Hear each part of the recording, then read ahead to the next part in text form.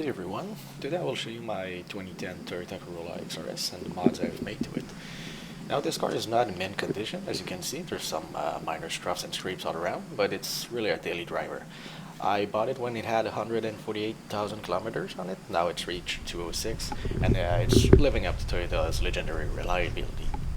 Also, you might not like the styling of it, and that's perfectly fine, to each their own in the car world. I will include a list of parts that I've used at the end of the video. That aside, the XRS has the 2.4 liter 2AZA engine, giving it about 158 horsepower and 162 pound-feet of torque. From the factory, compared to the base Corolla model, which has the 1.8 liter 2ZR-FR with 132 horsepower and 128 pound-feet of torque.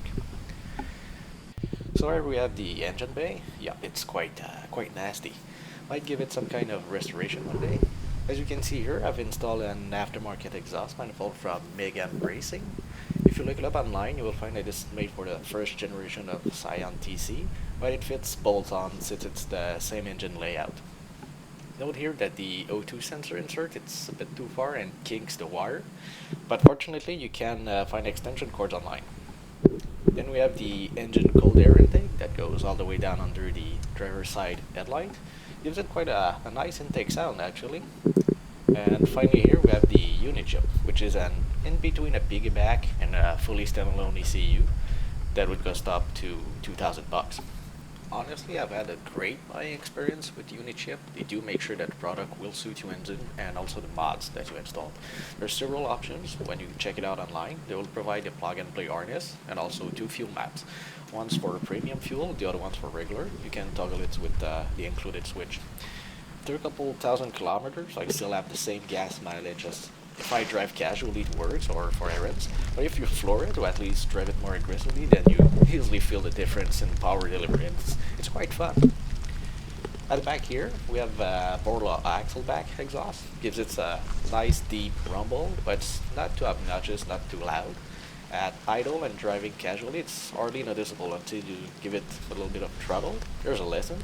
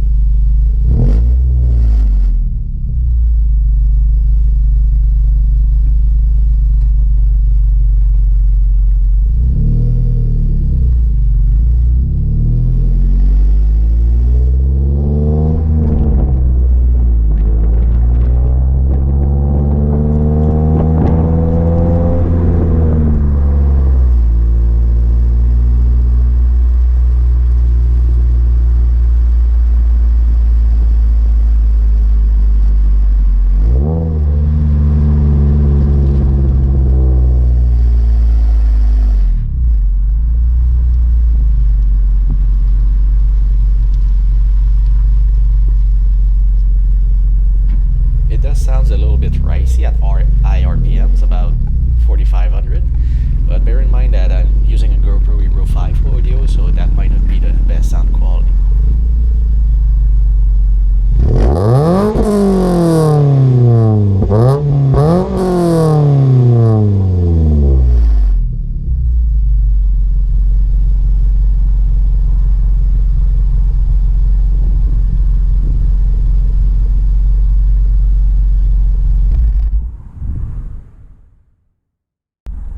Here again is a little clip from the inside of the car.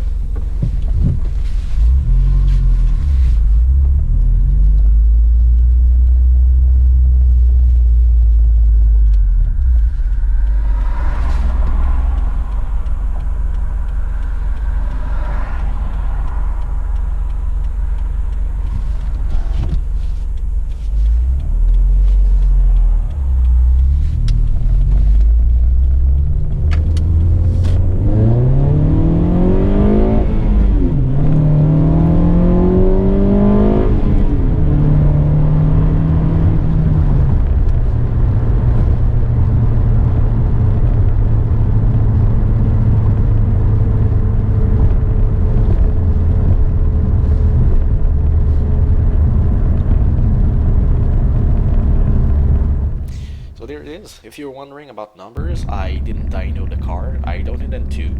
But looking at the Unichip website, with similar mods tested on the 2008 Scion XB, numbers are around 171 horsepower and 173 torque. Different forums will give different results. Sometimes there's going over 180 horsepower, as it is with this Scion TC right here. They all have the same engine, but different tuning obviously gives out different numbers. So in the end, it's not a race car, but it's always fun to have something different and with an extra kick.